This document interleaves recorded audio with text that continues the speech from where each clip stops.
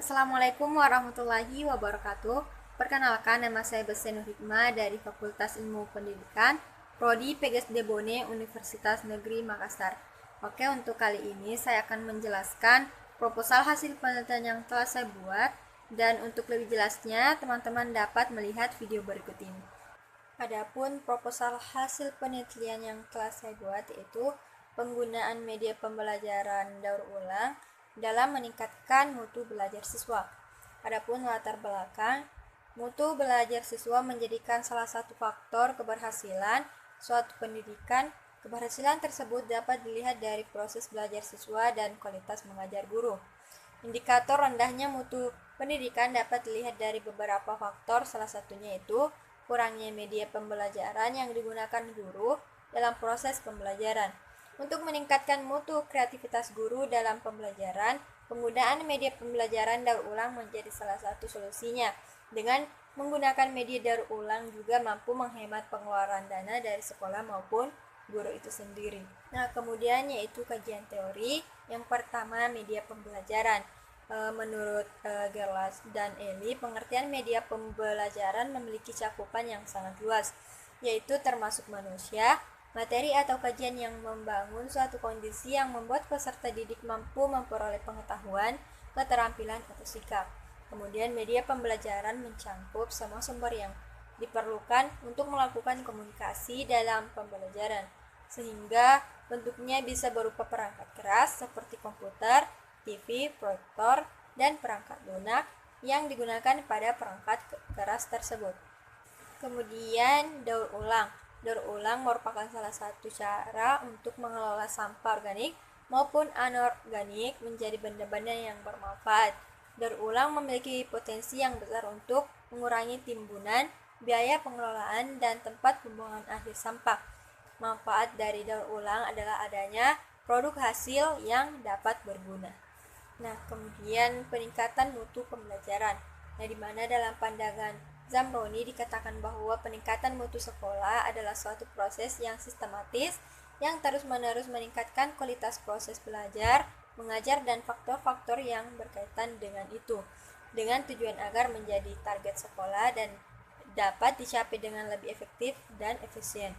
Dan menurut Sudarwan Danim dalam buku Sri Minarti yang berjudul Manajemen Sekolah bahwa mutu pendidikan mengacu pada masukan, proses, luaran, dan dampaknya. Adapun kerangka berpikir yang telah saya buat dapat dilihat pada slide berikut, yaitu yang pertama kegiatan guru dalam meningkatkan mutu belajar siswa. Kemudian pembuatan media pembelajaran daur ulang, lalu diadakan perencanaan, kemudian pelaksanaan, lalu evaluasi, kemudian terwujudnya peningkatan mutu belajar siswa.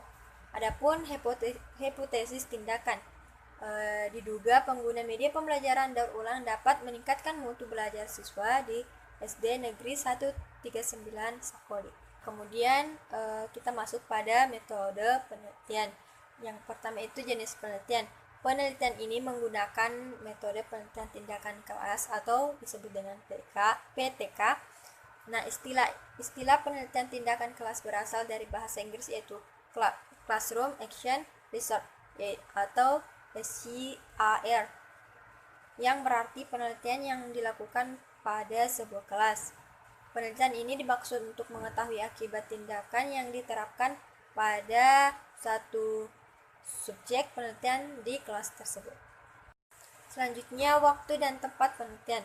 Nah, waktu penelitian yaitu penelitian ini dilaksanakan pada semester genap tahun ajaran 2021 sampai dengan 2022. Kemudian penentuan waktu peneliti mengacu pada kalender pendidikan, karena penelitian kelas memerlukan beberapa siklus yang membutuhkan proses belajar mengajar yang efektif di dalam kelas. Kemudian tempat penelitian. Nah, penelitian tindakan kelas ini dilaksanakan di SD Negeri 139 Sakoli. Kemudian subjek penelitian. Nah, subjek penelitian ini adalah guru dan siswa kelas 3 dengan jumlah siswa 20, terdiri dari 9 laki-laki dan 11 perempuan. Nah, kemudian prosedur penelitian.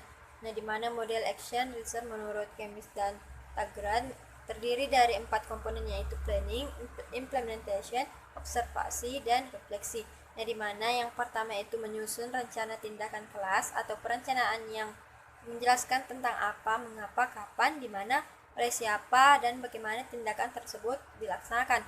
Kemudian yang kedua yaitu ada pelaksanaan tindakan, yaitu implementasi atau penerapan isi rancangan di dalam kancah, yaitu mengenakan tindakan kelas. Kemudian tahap ketiga yaitu observasi, yaitu pelaksanaan yang dilakukan dalam kelas melalui observasi atau pengamatan.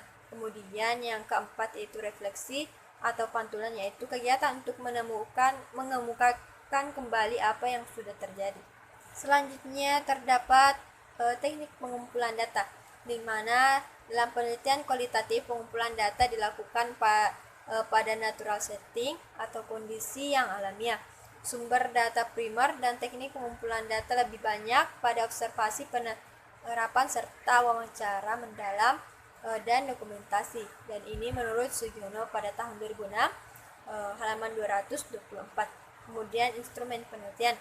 Nah, di mana instrumen penelitian adalah suatu alat yang digunakan oleh peneliti untuk mengumpulkan data penelitian, dan hasil penelitian sangat ditentukan oleh instrumennya.